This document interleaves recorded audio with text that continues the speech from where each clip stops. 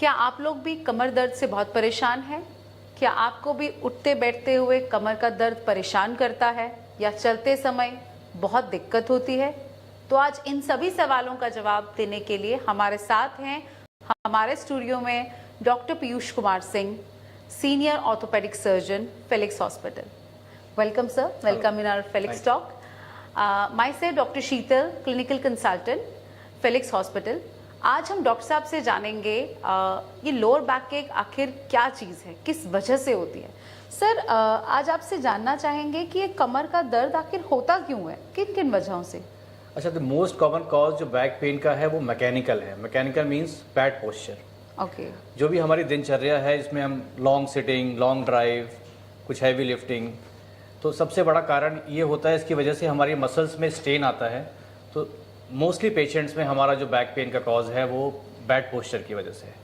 Secondary cause भी होते हैं। सेकेंडरी कॉज में हो सकता है कि हमारी डिस्क थोड़ी स्लिप कर गई हो, या हमें कोई इन्फेक्शन है बॉडी में, स्पाइन में कोई इन्फेक्शन है, या कोई ट्यूमर है, कोई कैंसर, कोई पुराने कैंसर की हिस्ट्री तो नहीं है, या कोई ट्रॉमा तो नहीं, कोई चोट लग गई है उसकी वजह से भी हो सकता है। पर मेन कॉज जो हमारा बैक पेन का है वो बैड पोस्चर की वजह से, जो हमारी life style disease. Okay sir, symptoms की अगर बात करें तो क्या सिम्टम्स लेके मरीज हमारे पास आते हैं? देखिए, इसमें बैक पेन हो सकता है कि एक्यूट है। एक्यूट मीन्स कि कोई रिसेंट 6 वीक्स के अंदर ही पेन हो रहा है। तो एक्यूट कंडीशन में मेनली है कि पेशेंट को पेन होगा बैक में बहुत ज़्यादा। अब हमें वो देखना है कि पेन की सीवियरिटी कितनी है।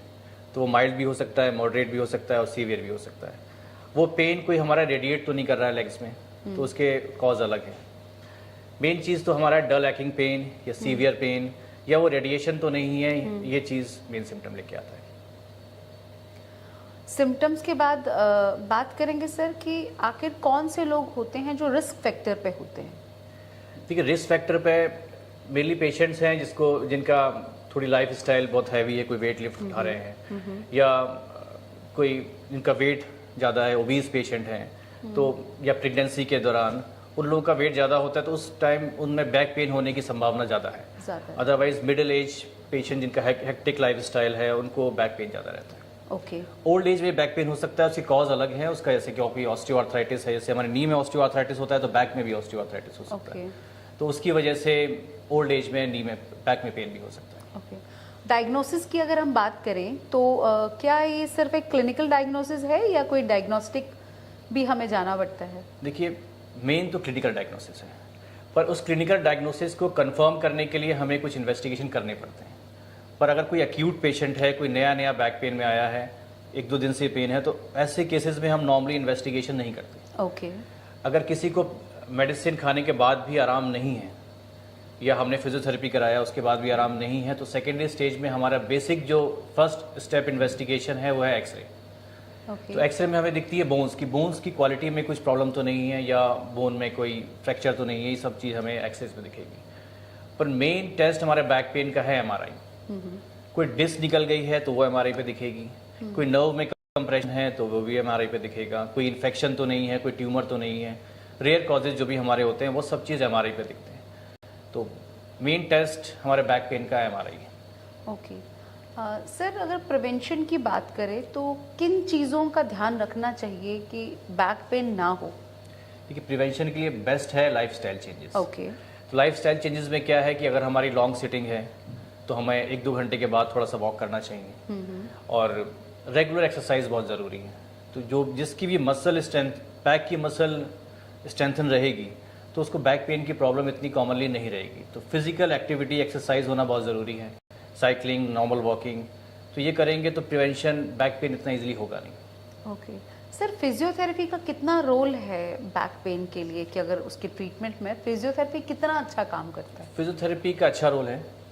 अगर किसी को एक्यूट बहुत सीवियर पेन है तो उस वक्त भी हम फिजियोथेरेपी करा सकते हैं, तो कुछ मशीन से सिकाई करते हैं, उससे पेशेंट्स को आराम मिलता है।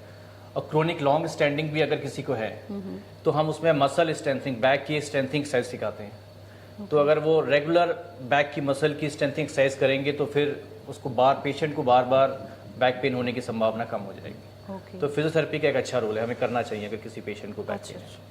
सर ट्रीटमेंट की अगर बात करें तो बैक पेन में किस टाइप का ट्रीटमेंट हम देते हैं, वेदर इट इज़ कंजर्वेटिव और सर्जिकल? क्या मोस्टली पेशेंट्स जो बैक पेन के हैं वो कंजर्वेटिवली ट्रीट होते हैं।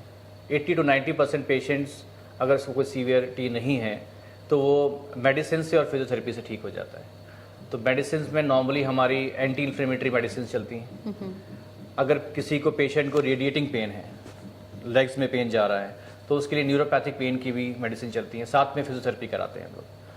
तो 80-90% पेशेंट्स मेडिसिन से और फिजियोथेरेपी से और लाइफस्टाइल एक्सरसाइज करने से ठीक हो सकते हैं। पर कुछ पेशेंट्स ऐसे हैं जिसमें कुछ उसे कहेंगे रेड फ्लैग्स हैं, जिसको हमें ध्यान रखना चाहिए कि ऐसे चीज़ अगर हो रही है तो उसमें सर्जरी की ज़रूरत पड़ती है। तो रेड फ्लैग्स वो है कि अगर ब्लैडर और बाउल इन्वॉल्व है, अगर पेशेंट को ब्लैडर और बाउल का इन्वॉल्वमेंट है तो दैट मीन्स कि उसको इमरजेंसी सर्जरी की ज़रूरत पड़ेगी। अगर किसी को बहुत सीवियर लेग में पेन है और वो मेडिसिन से कुछ दिन माना 2 वीक्स या 3 वीक्स तक मेडिसिन खा रहे हैं और आराम नहीं मिल रहा है और रेडिएटिंग पेन ज़्यादा है, तो रेडिएटिंग पेन के लिए भी सर्जरी की ज़रूरत है। अगर पेशेंट को कोई इन्फेक्शन है, माना ट्यूबरकुलर है या कोई और है, पस्ट एब्सेस तो नहीं है स्पाइन में, तो उसके लिए भी सर्जरी की ज़रूरत पड़ती है। प्लस अगर वीकनेस अगर आ रही है, किसी को पेशेंट को लेग में वीकनेस है, तो उसमें भी सर्जरी की ज़रूरत पड़ती है। तो ये चीज़ ध्यान रखनी है। इसके अलावा पेशेंट्स मेनली कंजर्वेटिवली मैनेज हो जाते हैं। तो आपके हिसाब से इतना डरना नहीं चाहिए, बैक पेन है तो आप इमिडिएटली दिखाइए, क्योंकि बहुत सारे लोग इस वजह से नहीं आते हैं कि कहीं सर्जरी ना हो जाए, कमर की सर्जरी ना हो जाए। सो बहुत बार लोगों की ये कंप्लेंट रहती है।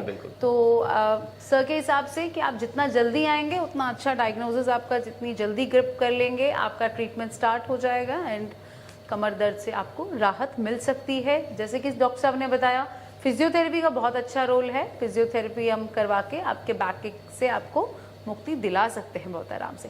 Thank you so much sir, thanks for your valuable time. तो ये थे हमारे साथ doctor Piyush Kumar Singh, senior consultant orthopaedic surgeon, Felix hospital. आपकी कुछ और क्वेरीज हो तो आप प्लीज़ हमारे कमेंट बॉक्स में अपना क्वेश्चन लिखें, अपना फ़ोन नंबर लिखें, करके आपके क्वेश्चंस का आंसर देंगे। Thank you so much.